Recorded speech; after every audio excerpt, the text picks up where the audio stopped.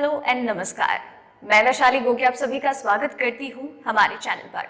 दोस्तों, कोरोना महामारी को हराने के लिए हमारे देश में वैक्सीनेशन की प्रक्रिया शुरू हुई है और अब इस प्रक्रिया का दूसरा स्टेज आ चुका है, जहां पर प्रधानमंत्री नरेंद्र मोदी के अलावा उनकी कैबिनेट के कई महत्वपूर्ण मंत्रियों ने कोरोना का टीका लगाया और देश भर के कई बड़े नेताओं ने वैक्सीनेशन करवा लिया है। इसी के साथ ही नया स्ट्रेन भी भारत में लगातार अपने पैर पसारते नजर आ रहा है। तो वहीं दुनिया भर का यही हाल है।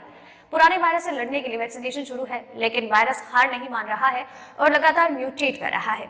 और इसके अलावा बच्चों के लिए वैक्सीन का होना बड़े किस तरीके से इन लापरवाहियों की वजह से कोरोना को और बढ़ावा दे रहे हैं।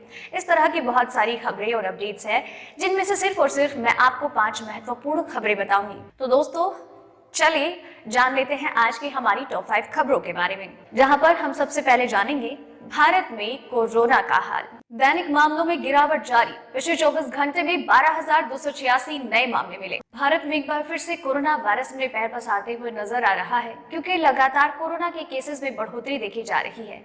लेकिन जहां पर पिछले हफ्ते तक इसकी रफ्तार तेजी से बढ़ रही थी, इस हफ्ते में इसमें थोड़ी सी कमी देखी जा रही है, क्योंकि पिछले 24 घंटे में भारत में 12,286 नए मामले सामने आए हैं। लेकिन वही सोमवार को 15,510 कोरोना के नए मामले सामने आए थे और इसी दौरान पिछले 24 घंटे में 91 लोगों की कोरोना वायरस की वजह से जान जा चुकी है। जिस तरह से कोरोना वायरस के रेगुलर केसेस बढ़ रहे हैं, उसके बाद देश में कोरोना के कुल मामलों की संख्या 1.11 करोड़ हो गई है और लगातार पेशेंट्स इस वायरस से रिकवर करके अपने घर भी लौट रहे हैं। मृत्यु दर में कमी देखी जा रही है और रिकवरी रेट में लगातार बढ़ोतरी ही हो रही है। दूसरी अपडेट, कोरोना वायरस संक्रमण ने फिर पकड़ी रफ्तार। महाराष्ट्र में चौंकाने वाले आंकड़े और दिल्ली में भी खतरा। देश के कई राज्यों में कोरोना वायरस संक्रमण ने एक बार फिर से रफ्तार पकड़ ली है, जहां पर सबसे ज्यादा गंभीर हाल देखने को मिल रहे हैं महाराष्ट्र के। और महाराष्ट्र में कुछ एक ऐसे जिले हैं जो कि कोरोना वायरस संक्रमण के नए हॉटस्पॉट बनते नजर आ रहे हैं। यहाँ पर आपको बता दें कि महाराष्ट्र की तो हाल बेहाल है, लेकिन दिल्ली भी कहीं पीछे नहीं हट रही है। यहाँ पर भी केसेस में बढ़ोतरी देखी जा रही है। बीच में कोरोना वायरस से थोड़ी राहत तो मिली थी, लेकिन एक बार फिर से कोरोना ने रफ्तार पकड़ ली है। बात की जाए दिल्ली में मिलने वाले केसेस के परसेंटेज के बारे में, तो ये परसेंटेज है 0.45%, जो कि बीते 1.5 महीने में सबसे ज्यादा है। दिल्ली में कुल एक्टिव मामले 1404 हैं, तो वहीं 739 लोग होम आइसोलेशन में हैं। तीसरी update, Sputnik V corona virus के हर एक स्ट्रेन पर कारगर। रूस का दावा। रूस की गामालेया इंस्टीट्यूट के द्वारा निर्मित स्पुतनिक वी रूस के द्वारा निर्मित पहली वैक्सीन है, जो कि बहुत ही कारगर साबित हुई और इसके ट्रायल कंप्लीट ना होने के बावजूद भी इसे अनुमति दी गई इस्तेमाल की। और अब इंस्टीट्यूट और रूस की सरकार का कहना यह है कि उनकी जो स्पुतनिक वी वैक्सीन है, ये कोरोना वायरस के दूसरे अन्य स्ट्रेन्स पर भी कारगर साबित होगी। उन्होंने कहा कि हमने एक नया रिसर्च किया है जिसमें ये जानकारी पाई गई है। इंस्टीट्यूट के कुछ वैज्ञानिकों का ये कहना है कि रीवैक्सीनेशन के साथ ही ये अविश्वसनीय परिणाम मिले हैं कि ये वैक्सीनेशन के साथ कोरोना वायरस के नए स्ट्रेन पर हमारी स्पुतनिक भी कारगर होगी। ये सिर्फ शुरुआती डेटा है, इसके अलावा हम आपको और दूसरी अन्य जानकारी नहीं दे सकते हैं, लेकिन हमारी जो पूरी स्टडी है उसके बारे में रिपोर्ट हम जल्द ही प्रकाशित करेंगे। चौथी अपडेट, ब्राजील के स्वास्थ्य अधिकारियों ने कोरोना वायरस के बढ़ते मामलों को देखते हुए किया लॉकडाउन का आह्वान। जी हाँ दोस्तों, कोरोना वायरस संक्रमण एक बार फिर से तेजी से पैर पसारता हुआ नजर आ रहा है और इस तरीके से ब्राजील भी उन्हीं देशों में से एक हो चुका है जहां पर कोरोना वायरस और उसके नए स्ट्रेन्स ने एक बार फिर से वहां की जनता पर हमला कर दिया है।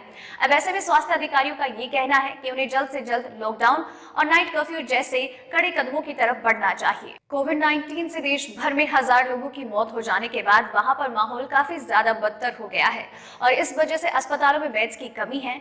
इसीलिए ब्राजील के स्वास्थ्य अधिकारियों ने ये आह्वान किया है कि जल्द से जल्द लॉकडाउन लगाया जाए और दूसरे अन्य सख्त कदम उठाए जाएं ताकि इसकी रफ्तार पर काबू पाया जा सके। 5वीं अपडेट, WHO बोला इस साल के अंत तक नहीं खत्म होगा कोरोना, लेकिन वैक्सीन से लग सकती है लगाम। WHO ने कहा है कि इस साल के अंत तक कोरोना वायरस संक्रमण खत्म हो जाएगा, तो ऐसा बिल्कुल भी नहीं है। इस वायरस का अस्तित्व बरकरार रहेगा, लेकिन आपको यह ख्याल रखना है कि किस तरीके से आप इस पर काबू पा सकते हैं, क्योंकि अभी हमारे पास कोरोना वायरस से लड़ने के लिए एक वैक्सीन उपलब्ध है, जो कि हमें इस वायरस से लड़ने के लिए कारगर ताकत प्रदान करती है, यानी कि एंटीबॉडी और इम्यूनिटी प्रदान करती है।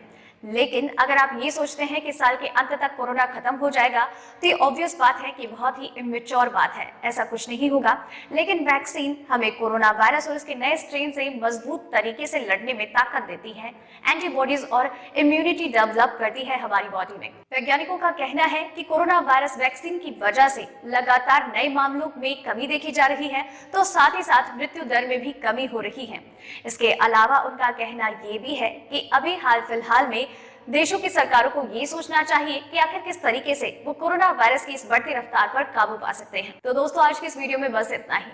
खबरों का ये सिलसिला यही खत्म करते हैं, लेकिन आप तक खबरें यूं ही लगातार पहुंचाते रहेंगे। आपके लिए हर रात 8 बजे कोरोना वायरस और इसकी वैक्सीनेशन से जुड़ी 5 महत्वपूर्ण खबरें लेकर आती रहूंगी। आप बस चैनल के साथ बने रहिए और चैनल को सब्सक्राइब कर लीजिए। धन्यवाद।